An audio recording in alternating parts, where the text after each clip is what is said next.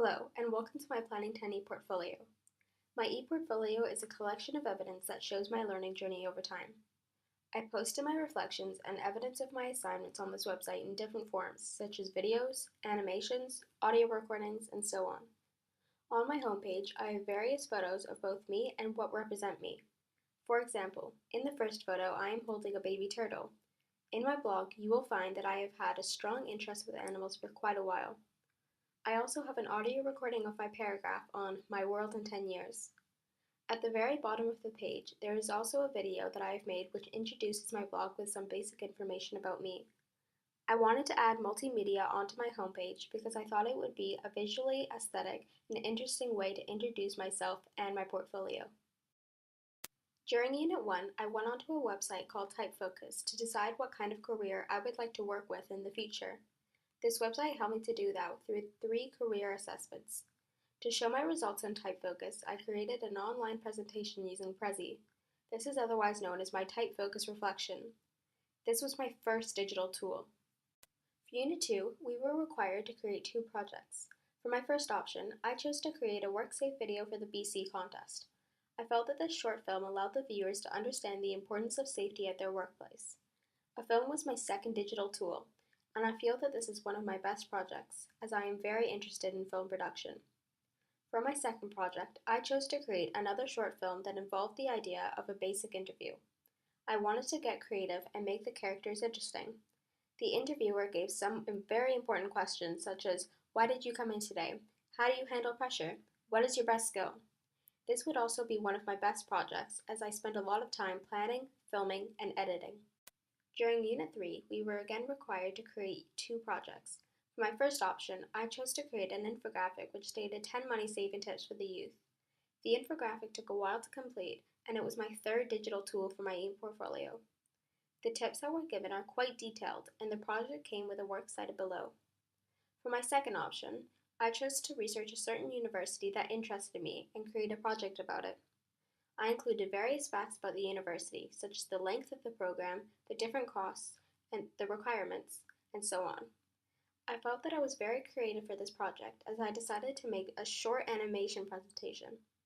I had lots of fun with creating this animation, and the program that I used to create it is called Powtoon. This was also one of my best projects that I have created, and I'm very proud of it because it took me a while to find a proper digital tool to use for the project. I also used this animation as my 4th digital tool. For Unit 4, I chose my first project to investigate a specific fad diet. I compared what I've learned about healthy eating from the course material with the diet. In the project, I talk about whether or not this diet is for teenagers, and I use reliable sources, such as an experiment where a doctor tested this diet on certain people. I had a lot of fun putting this information that I found into another online presentation using eMaze. At the end of the presentation, I cited my sources. For the second project, I decided to create a teen advice radio show. I included various questions and reliable answers on the topics sex and dating. These are 2 issues that teenagers face, so I thought I could give them some friendly advice on an audio recording. To create this project, I first had to research the information from reliable books and websites and turn it into a show. I used the program SoundCloud to record my voice. This would be my 5th digital tool. I put my works cited below the link in case anyone wanted to do some extra research. I found this project very frustrating because I had to re-record my voice every time I messed up. I chose my first project to create an online book with all of my graduate information, such as my future HL and SL courses. I found this project to be quite challenging, as I still have not decided what I would like to do in the future.